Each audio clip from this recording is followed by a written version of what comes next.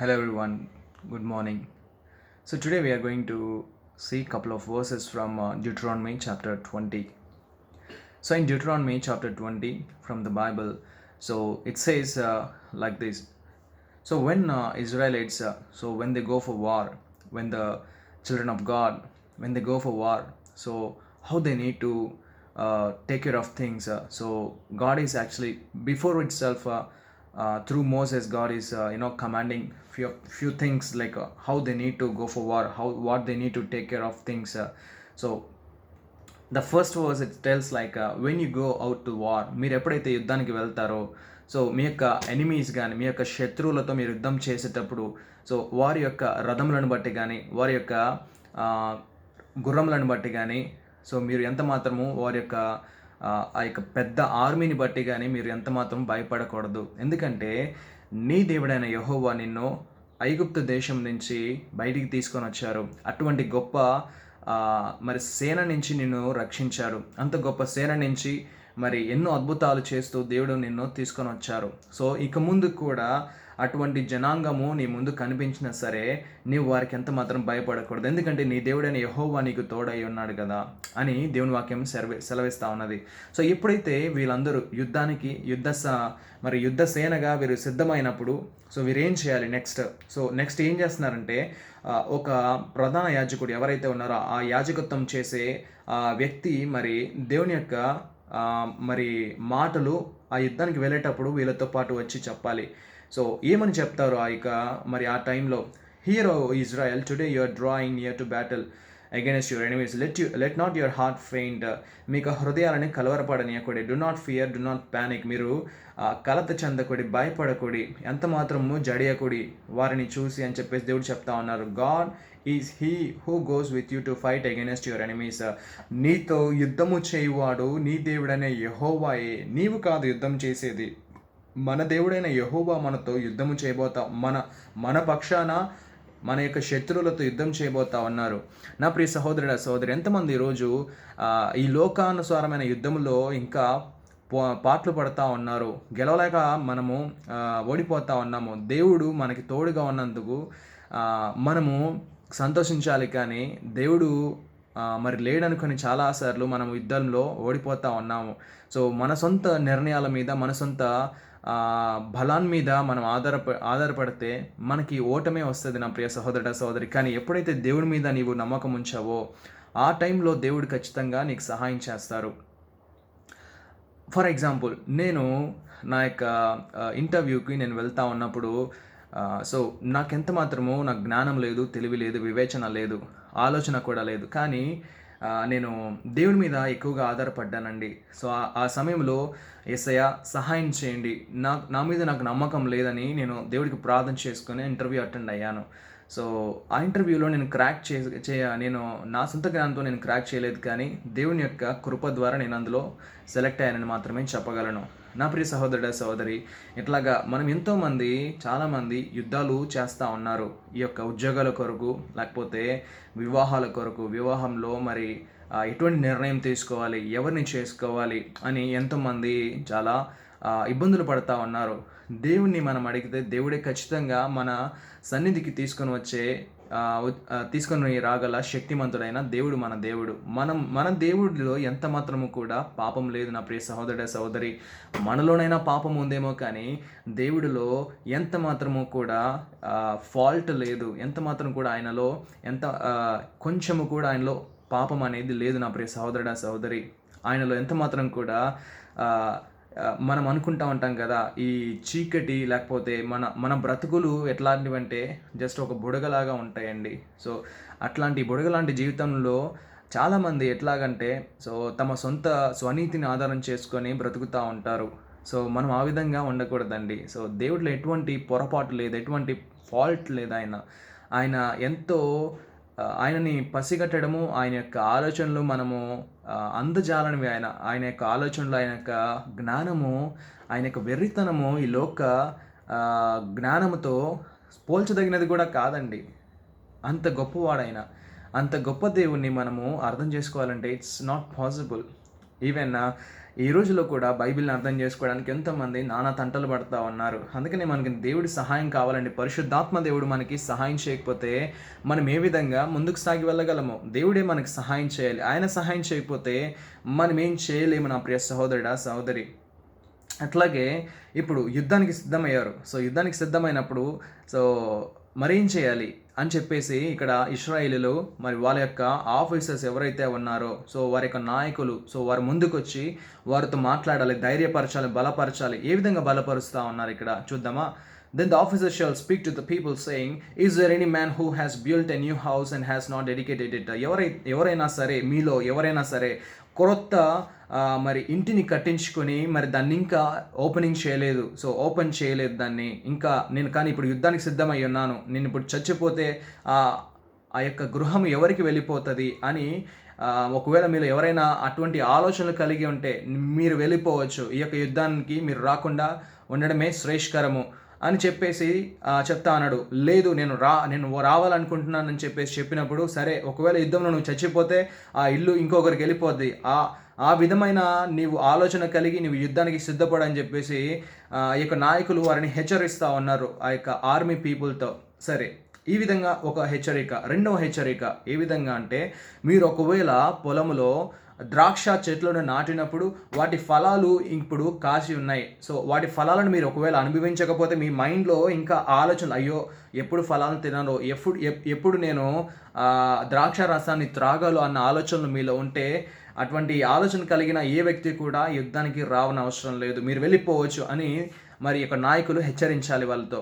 అట్లా హెచ్చరించినప్పుడు ఎవరైనా అట్లాంటి ఆలోచన కలిగి ఉంటే వాళ్ళు వెళ్ళిపోవచ్చు, ఇంటికి వెళ్ళిపోవచ్చు, తిరిగి వెళ్ళిపోవచ్చు. కానీ అవసరం లేదు, నాకు ఆ ద్రాక్షవల్లిలు అవసరం లేదు, వాటి యొక్క ద్రాక్ష రసము కూడా నాకు అవసరం లేదు, కానీ నేను యుద్ధానికి వెళ్తాను, యుద్ధంలో చచ్చిపోయినా సరే అది ఇంకొకరికి వెళ్ళిపోతుందనే ఆలోచనతో ఆ యొక్క భావంతో మనము ముందుకు సాగి వెళ్ళాలని అనుకుంటే ఎవరైనా నిలిచి ఉండొచ్చని మరి ఇక్కడ నాయకులు హెచ్చరిస్తూ ఉన్నారు. ఇంకొకటి ఏంటంటే, సో ఇప్పుడు క్రొత్తగా ఎవరైనా సరే వివాహం చేసుకొని మరి తన యొక్క భార్యతో ఇంకా సమయాన్ని నేను గడపాలి అని ఎవరైనా అనుకుంటా ఉంటే మీరు వెళ్ళిపోవచ్చు.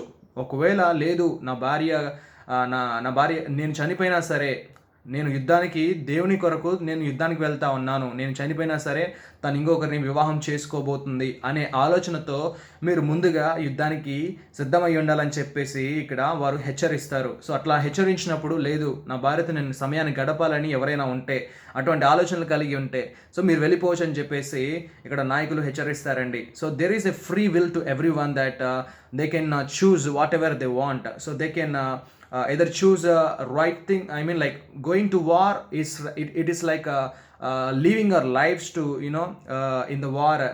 We are leaving many things back, our buildings, our wives, our children. There were many things which are our backside, but we have to go forward. That is what God is telling here. If you are weakened hearted, then you can go back. Because of you, no one should be weakened hearted, because your words may discourage other people. That's what God is telling here.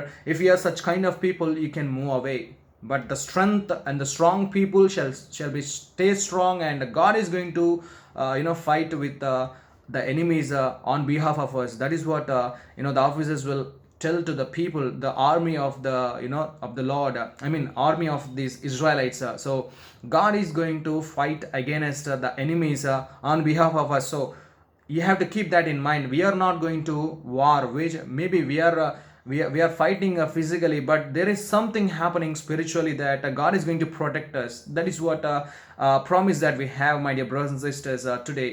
So in this way, if they are any fearful or faint hearted, this is there in the 8th verse. So let them go back to his house. They should not stay. If they stay in that war, then they are going to make others also the faint hearted, the fearful. అధైర్యపరిచే ఆత్మ ఎవరిలో ఉన్నదో, so ఎవరిలో అయితే ఆ యొక్క అధైర్యపడిన రీతిగా ఎవరైతే ఉన్నారో, మెత్తని గుండె గలవాడు ఎవరైతే ఉన్నారో, సో ధైర్యం కలిగిన గుండె లేకుండా మెత్తని కలిగిన గుండె, అయ్యో నేను ఎట్లా యుద్ధాన్ని చేయాలో, అయ్యో నేను ఎవరిని చంపగలను, నన్నే చంపేస్తారేమో అన్న ఆలోచనలు ఎవరైతే ఉన్నారో వాళ్ళు ఇంటికి వెళ్ళిపోవచ్చు అని straight forward so command they have to do to the army. So in this way, so these all officers, they'll command, and they'll hand over next to the commanders. So after that ఈ సేనాధిపతులకు వారు అప్పగిస్తారనమాట. So next మీరు తీసుకోండి, you can go head, take the people to the war. సో ఇప్పుడు ఒకవేళ ఏదైనా ఒక పురానికి, ఏదైనా ఒక సిటీకి, if they go on a city, if they wage a war against a city, so the first thing that what they need to do is the 10th verse tells the terms of peace. So we are reading 20th Deuteronomy, so it's a 10th verse. So they have to when they are waging war against some some cities, so they have to first send the terms of peace. వారు రాయబారాన్ని పంపాలి, మాతో సమాధానంగా మీరు ఉండాలని అనుకుంటున్నారా లేదా అని. So ఒకవేళ మేము సమాధానంగా మేము ఉండడానికి మేము ఇష్టపడుతూ ఉన్నాము, మేము యుద్ధం చేయలేమని ఒకవేళ ఆ యొక్క పురము నుంచి సువార్త ఒకవేళ మంచి సువార్త వస్తే, సో వాళ్ళందరూ, ఆ సిటీలో ఉన్న వాళ్ళందరూ కూడా వీళ్ళకి దాస్యముగా, సో వీళ్ళ క్రింద ఉంటారు, సో వీళ్ళకి పన్ను కట్టేవారుగా, so they have to do the labour work for the Israelites. So that is what God is telling here. They have to do the forced labor for them, and they shall serve Israelites. If they do not obey and they want to wage war against Israelites, if that is going to happen, then what next? So what God is telling here is, my dear brothers and sisters, so if they doesn't want any peace, so in there's the 12th verse, it tells like, then you shall besiege it. So basically all the Israelites, they have to cover that city, and they have to కట్టడి వేయాలి. So ఆ యొక్క పురము చుట్టూ వారి కట్టడి వేసి, ఆ తర్వాత దేవుడు చెప్తా ఉన్నారు, and when the Lord your God gives it in to your hand, there is a time that God is going to give all the cities or the enemies into their hands. So at that time only they have to wage a war against them. They cannot go before the God going to hand over. God will tell them, okay, this is the time that you are going to take over the city. So God tells here, when God's hand is there upon them, then God is going to help them and he is going to lead them to the victory. So whatever the so in that cities, so all the men they have to put to death, and all the women, all the cattle, so all the households, whatever the gold or whatever the livestock are there, so everything they can take, so as a plunder. So వారు దోపుడు సొమ్ముగా ఆ పురంలో ఉన్న మరి స్త్రీలను కానీ, చిన్నపిల్లలను కానీ, అందులో ఉన్న పశువులను కానీ అన్నిటినీ వారు ఆ యొక్క దోపుడు సొమ్ముగా తీసుకోవచ్చని దేవుని వాక్యము సెలవిస్తూ ఉంది 14వ వచనంలో. సో నెక్స్ట్ తర్వాత దేవుడు కొన్ని విషయాలలో కొంచెం స్పెసిఫిక్గా మాట్లాడుతూ ఉన్నారు.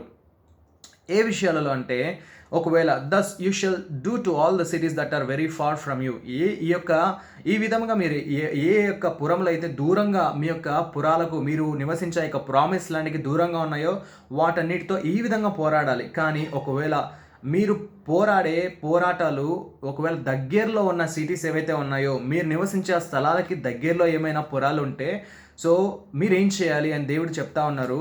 సో ఇక్కడ వాటిలో ఉన్న ఏ ఒక్క ప్రాణముతో ఉన్న ఏ ఒక్కటి కూడా వాటిలో నివసించకూడదు. Nothing shall leave in that cities which are near to you.